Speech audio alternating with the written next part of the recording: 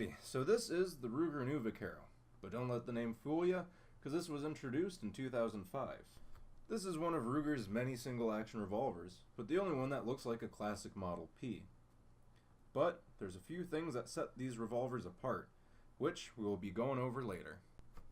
This is the Ruger New Vaquero. This revolver is available in blued or stainless with several different barrel lengths as well as several different hammer and grip variations.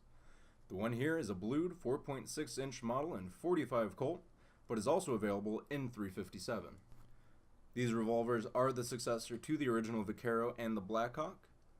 Now, this is a single action revolver, so the hammer must be manually pulled back before firing. And before we get into it, this revolver is smaller than the Blackhawk and original Vaquero, which means those Ruger-specific 45 loads should not be loaded into it.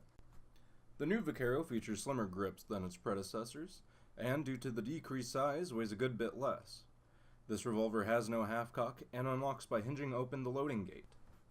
Ruger has a very sturdy ejector rod on this revolver, as well as a pseudo-traditional sight. The sights feature a flat cut in the rear and a blade in the front, allowing for a very straightforward sight picture. Now, because this is a single-action revolver, there isn't too much to cover. But what I can say is the trigger pull is nice. I haven't had any issues with the revolver as of yet. The gun feels great in the hand, however I do prefer the fuller grips. And these things are frequently used in the cowboy action shooting scene, so you know they are built well.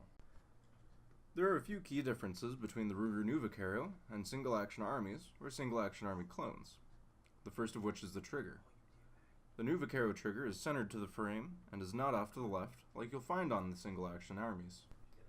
The second key difference is the transfer bar. The way this works is if the trigger is not depressed, the bar is lowered and the hammer strikes the frame above the firing pin. When the trigger is depressed, the hammer strikes the face of this bar, which transfers that force into the firing pin. Colt single-action army and clones utilize a hammer nose, which means if you rest the hammer on a loaded cylinder, the hammer nose is resting on the primer of that case. This caused the old tradition of loading 5 rounds in a 6-shooter and resting the hammer on the empty chamber.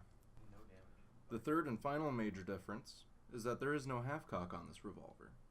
The cylinder is unlocked by hinging open the loading gate. While this loading gate is open, the locking pawl drops and the cylinder may move freely. Aside from a few other small differences, these three will become very apparent when you handle both types of revolvers. Now, the Ruger New Vaquero is different from the original Vaquero in a few ways. The new Vaquero is smaller to be closer to the size of a single-action army, and the grips are also a good bit thinner, once again to mimic that size. As with any disassembly, make sure all cylinders are empty. To disassemble your Ruger New Vaquero, you'll flip over to the left-hand side and push down the locking pin here. This will allow you to slide out the base pin and push that forward and out of the frame.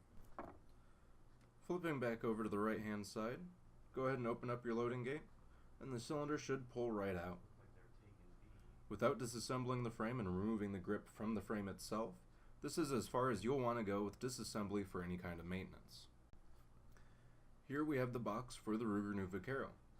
It is a standard Ruger revolver box. It is a hard plastic case and comes with their branding up top. However, there is no place on the box itself to lock. On the inside, you will find the revolver itself with a cylinder flag within the cylinder, and a standard cable lock. In the top of the box, you have an instruction manual here, as well as a few pieces of paper advertising the Shop Ruger website. And that was the Ruger New Vaquero. Keep an eye out for our podcast next week where we'll present more of an opinion on this as well as the P99. And in the future, we'll be having James do a video on the IWI Tavor. Have a good one.